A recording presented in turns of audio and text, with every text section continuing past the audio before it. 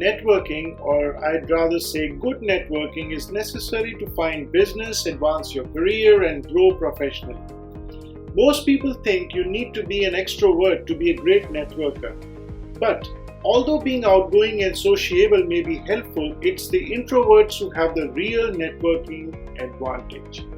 The main difference between introverts and extroverts is their reaction and engagement with other people.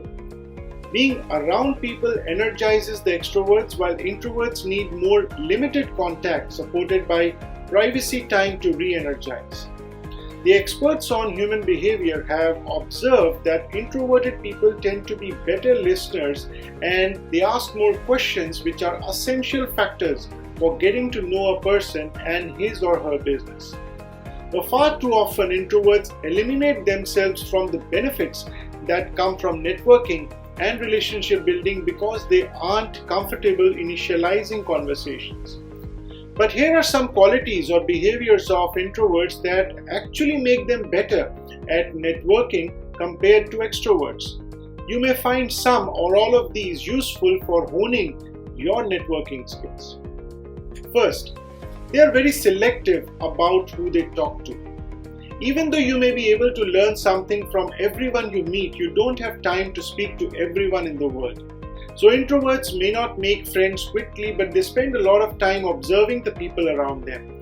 So if they do take the trouble to engage, they have likely already determined that the person has something meaningful to say and some value to add. Second, they consider what comes out of their mouths. Heavy talkers miss out on so much in a networking environment. They may entertain you with small talks and stories, but they also crowd out the opportunities for substantive conversations and connections. Introverts don't just talk for the sake of talking. True, they sometimes have trouble speaking up, but when they speak, it is with intent and purpose. And because they are slower to say what's on their minds, they have had time to formulate a truly thoughtful and considered opinion. So when they speak, their intelligence and expertise tend to show and attract other intelligent people. Third, they get to the point. When networking, time is a valuable commodity. Focusing on just a single winding conversation can cause you to miss out on several brief relevant connections. Some people assume that introverts don't know how to converse. They are too awkward or shy. That is largely untrue. They just value their own time and your time. Because lengthy conversations and chit-chat drain their energy, they won't entertain you with roundabout stories. They say what needs to be said as it applies and then they move on. So get good at communicating your value proposition or any other relevant information in lesser time. Give others just a chance to connect or move on. 4. They give others time to share. At their most tedious, networking events devolve into a room full of people frantically trying to sell themselves and listening to no one.